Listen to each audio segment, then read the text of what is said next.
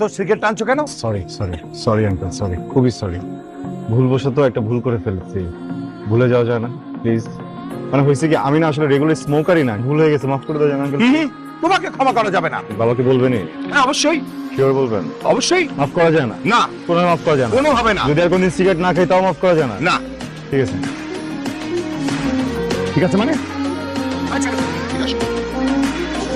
তুমি আবার একটা দুইটা সিগারেট ধরিয়েছো।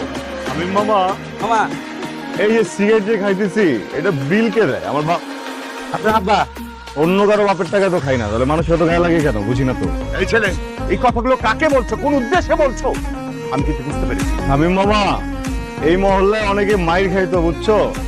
হাজারে লোকে ভরে গেছে, খালি বাপের বয়সী এই জন্য মাইরটা খায় না। আঙ্কেল, আবার এখানে একটা সুতা আছে, ছেড়ে দিয়ে যাবেন? আপনার সামনে যে কি বলবেন? ছেলের সাথে দেখা হয়েছিল, কিচ্ছু শিখতে পারেন নাই?